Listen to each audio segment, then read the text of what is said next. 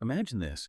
You wake up one morning, check the news, and find out your country's president isn't called president anymore. Now they're a governor? What would that actually mean? For you, for the country, for all of Africa. It sounds pretty radical, right? But that's exactly the vision we're diving into today. We're exploring a really historic, potentially transformative proposal, this shift towards a One Africa government. And yeah, part of that is African presidents taking on this new role, this new title, governor of their state. But it's way more than just a name change. People are calling it a peaceful revolution. So our mission today is to unpack this whole idea of a new Africa. We need to understand first what powers presidents typically hold right now. Immense powers, really. Then we'll look at the proposed new structure, this continental power pyramid. What does it mean for everyday people? What's the timeline they're talking about?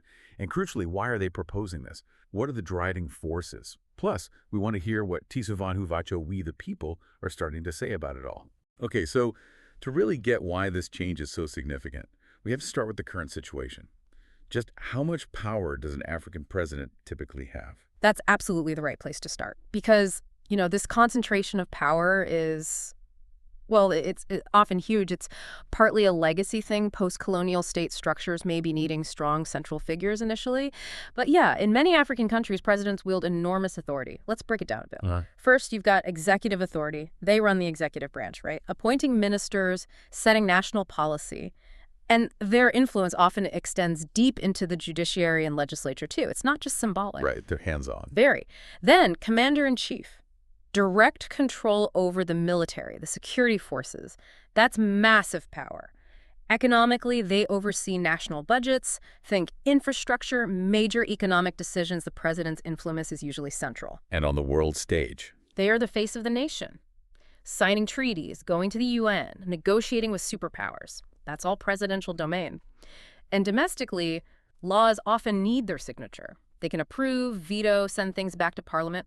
Plus, think about emergency powers, declaring states of emergency, dissolving parliament, sometimes even extending their own term limits. We've seen that happen quite a bit, unfortunately. Okay, yeah. That paints a picture of really concentrated, sometimes almost absolute power. And the sources we looked at point out that when you have that much concentrated power, corruption follows like a shadow. It often leads to violence or manipulation around elections, right? Struggles for that top spot. Exactly. It can become a zero-sum game, and that instability is a huge problem this proposal tries to address directly. So under this One Africa government idea, they're trying to completely re-engineer that. It's about transformation, not just demotion, aiming for a more streamlined continental approach. A new power pyramid, you called it. Precisely. At the very top sits the African Union president. And this isn't like the rotating chair position we see now. This is envisioned as the single most powerful political figure on the continent. Wow. How would they be chosen?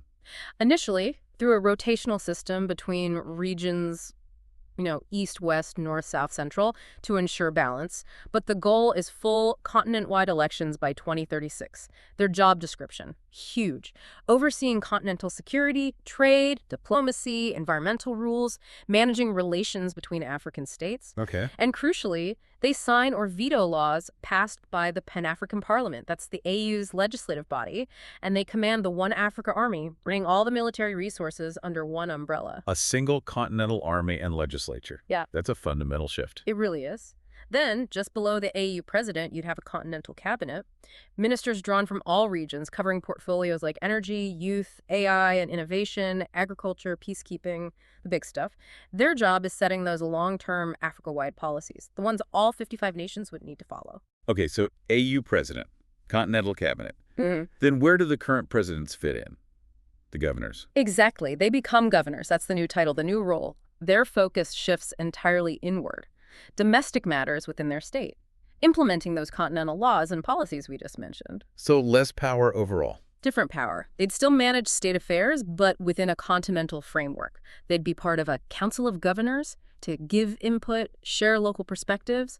But, and this is key, they wouldn't have the power to just ignore or override AU laws. And what about their international role? You mentioned G20 summits. That changes completely. Individual governors wouldn't attend things like the G20 anymore. The AU president would represent all of Africa on that kind of global stage. One voice representing the whole continent. That really amplifies Africa's potential influence, doesn't it? One seat at the table instead of many smaller ones. But okay, let's bring it down to the ground level. People listening might be thinking, all right, interesting power shifts at the top, but what's in it for me? How does this actually affect the life of an ordinary citizen in, say, Nairobi or Accra or Cairo? That's where the vision gets really compelling, I think. The direct benefits are meant to be quite tangible. First up, imagine no more border hassles, or at least much less hassle. The idea is free movement across the continent, Zambia to Morocco, Nigeria to Ethiopia, wherever. Facilitated by a single African identity card and eventually a common visa system. Think Schengen area, but for Africa. Wow. That alone would be revolutionary for trade, tourism, just visiting family. Absolutely. It unlocks so much potential. Second, the economy. This sets the stage for a single African digital currency, maybe by 2030. Think about reducing dependence on the US dollar or the euro for trade between African countries. Easier business, lower costs. One unified market. A single currency. Yeah. That's ambitious. What else? Jobs and education. The plan includes AU-wide recruitment for certain professions, teachers, scientists, engineers, even soldiers for the One Africa Army, based on merit, not just your passport. Creating a bigger talent pool, maybe reducing brain drain. So, opportunities opening up across the continent. That's the aim. And finally, security. A single military shield designed to protect against coups, terrorism, those foreign-backed rebel groups that destabilize regions. So whether you're in Somalia or South Africa, the idea is you're under the same continental protection. A common defense. Those are huge promises. Free movement, single currency, Pan-African jobs, unified military. Mm-hmm. But achieving all that, take the common visa or the digital currency by 2030. What are the practical hurdles? 55 different sets of regulations, banking systems. That sounds incredibly complex. How does the proposal actually tackle that potential resistance or just the sheer bureaucracy? You're right. The complexity is undeniable. The sources do acknowledge this isn't a switch you just flip. For free movement, that African identity card is key. It relies heavily on digital ID tech biometrics, secure databases to make it work across borders efficiently and securely. The rollout is planned in phases, state by state, region by region, learning as they go. For the digital currency, it requires intense collaboration between all the central banks. Harmonizing monetary policy is step one, then building the secure digital infrastructure. It's a massive tech and policy challenge. The proposal stresses it has to be gradual, collaborative, getting buy-in, ensuring nations can adapt their systems over, say, 5 to 10 years, not being forced overnight. The incentive is supposed to be the huge economic upside of easier trade and integration. Okay, so gradual implementation and focusing on the benefits as the driver. Makes sense. Now, flipping back to the leaders, the president's becoming governors. This isn't easy for them, is it? They're giving up a lot of power they currently hold. What exactly are they relinquishing, and what's supposed to motivate them to actually do it, beyond just the vision? It's a fundamental surrender of national sovereignty in key areas. Let's be clear about that. First, national control of the army. Command transfers to the AU structure. The president is no longer the ultimate military authority in their own country. That alone is huge. Huge. Second, sole control over foreign policy. Ambassadors from other continents deal primarily with the AAU, not individual governors directly on major issues. Diplomacy gets centralized. Third, that monopoly over the national budget. Gone. Budgets have to align with continental priorities. Like, if the AU says invest in green energy, states need to reflect that in their spending plans. It introduces continental oversight. So less autonomy on spending. Definitely.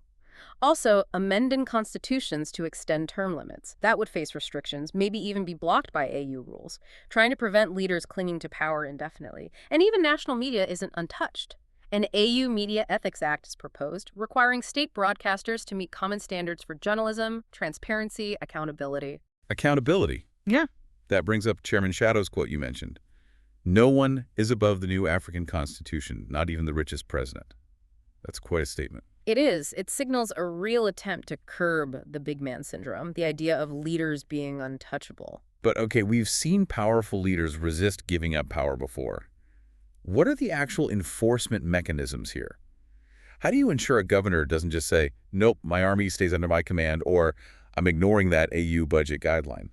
That's the critical enforcement question. The sources suggest a few layers. Firstly, the AU Constitution itself is meant to be supreme on continental matters, legally overriding conflicting national laws. Secondly, the Pan-African Parliament would have powers, potentially including sanctions against non-compliant states or leaders. Thirdly, the One Africa Army. Its role isn't just external defense, it's also envisioned, controversially perhaps, as upholding the constitutional order within the AU framework if needed. So a potential intervention mechanism. Potentially, yes. Though the emphasis in the proposal is very much on this being a voluntary, collective choice by leaders. The idea being pushed is that leaders recognize that tackling huge challenges, climate change, global trade imbalances, even pandemics, requires a united front. That individual national power, however great, might not be enough anymore. It's a calculation of collective strength versus individual sovereignty. A willing surrender based on perceived necessity. That's fascinating. So a change like this peaceful revolution, needs a plan, a roadmap. What's the timeline they're suggesting? It's ambitious, broken down into three main phases. Phase 1 is basically right now 2025 into 2026. This is where the AU officially expands its executive powers. The AU president takes on that top continental role, starting with the current or next chair, like Juan Lorenzo. Yeah. National constitutions start getting amended to fit the new structure. The One Africa government is formally launched. It becomes official. Okay, phase 1 is setting the stage, legally and structurally. Exactly. Then phase 2, roughly 2026 to 2030. This is where the governors really settle into these new roles. The One Africa ID rollout aims for completion. That's the free movement piece becoming reality. And the AU starts introducing core continental laws covering things like trade, human rights, technology standards. Harmonization begins. Military unification also starts properly in this phase. Integrating forces, that's complex. Definitely. And the final phase. Phase 3, 2030 to 2036. This is where the big economic piece lands. The digital African currency launches. The framework for continent-wide elections gets finalized, and it all culminates, hopefully, in 2036, the first Pan-African elections where citizens across the continent vote for one leader together. 2036, first continent-wide presidential election. That's the ultimate democratic goal here. But thinking about the journey there, a big concern people might have is identity. If we're all under one Africa, does that mean losing what makes us Nigerian or Kenyan or Egyptian? Does unity mean erasing national culture? That's a very natural concern, and the sources directly address it. They emphasize that this is about strength and numbers, not erasing individuality. The vision is that each governor preserves national culture, language, local traditions. Nigeria is still Nigeria. Ghana is still Ghana. The analogy used is becoming brothers and sisters in one household, not strangers in one neighborhood, sharing a structure, but keeping your unique identity. Okay, so unity doesn't mean uniformity. That's the message. And connected to that is a shift in what leadership looks like. Yeah. It expects a move away from, well, the extravagance sometimes associated with power, presidential palaces, huge motorcades. The idea is those should shrink. The AU would apparently set caps on leadership spending, promoting this idea that leadership is about service, not royal treatment. Service, not royalty. Exactly. And there was even a leaked document mentioned proposing a continental leadership code of humility and sacrifice. It specifically referenced Thomas Sankara's principles, his focus on austerity, self-reliance, rejecting luxury when he led Burkina Faso. That's a powerful symbolic choice. It really is. It signals a deep philosophical shift they're aiming for. Let's play devil's advocate for a moment. You create this powerful AU president, this continental structure. Couldn't that just become a new center for corruption or authoritarianism, just on a bigger scale? How do you prevent the AU itself from becoming the very thing it's trying to replace? What are the checks and balances on the AU president? That's the million-dollar question, isn't it? And the proposal does build in some mechanisms, at least on paper. First, the election process itself, initially rotational, but then that 2036 Pan-African popular vote. That creates direct accountability to potentially over 1 billion people. That's a strong democratic check.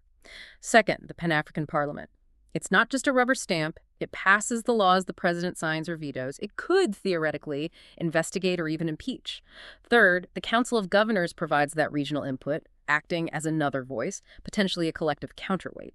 And fourth, that code of humility we mentioned. It's cultural, aspirational, but aims to embed service as the norm, not personal power. So it relies on democratic mandate, legislative checks, regional input, and a fostered culture of accountability. Whether that's enough in practice, well, that remains to be seen. A combination of hard structures and soft cultural shifts. Exactly. And it all leads towards that 2036 goal, real people power, where your vote in Cape Town counts just as much as one in Casablanca or Kampala, using digital voting, mobile ID validation, third-party audits, aiming for elections free from the old games of manipulation, dynasties, or military interference. A truly unified, digital, transparent democracy. That's the endgame vision. So we've heard the structure, the timeline, the checks and balances. But what are actual people saying? You mentioned some citizen reactions earlier. Yeah, the sources gave a few snapshots, early reactions, of course, but interesting.